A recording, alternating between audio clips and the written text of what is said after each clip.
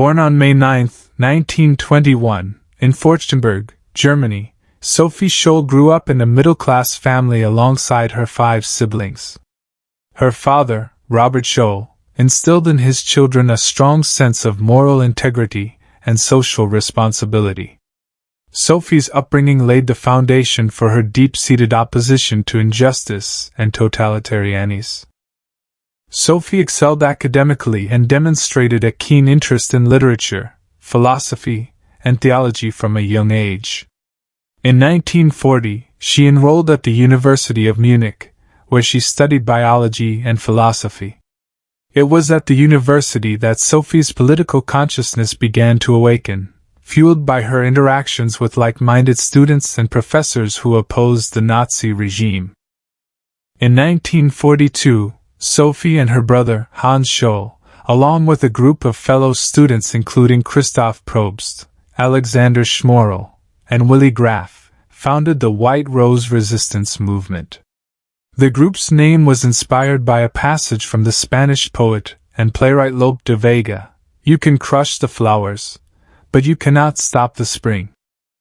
Driven by a fervent desire to awaken their fellow citizens to the horrors of Nazi rule, the White Rose members clandestinely produced and distributed leaflets condemning the regime's policies of war, genocide, and suppression of freedom.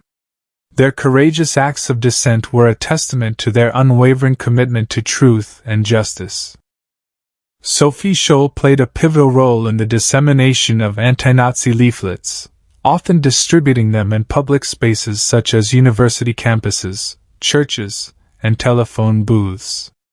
The content of these leaflets, which was meticulously crafted to challenge the propaganda propagated by the Nazi regime, urged Germans to resist tyranny and to question the morality of their government's actions. Despite the ever-present danger of discovery and arrest by the Gestapo, Sophie and her comrades remained undeterred in their mission. Their acts of resistance embodied the spirit of moral courage and defiance in the face of overwhelming oppression. Tragically, Sophie Scholl's brave activism came to a devastating end on February 18, 1943, when she was arrested by the Gestapo while distributing leaflets at the University of Munich.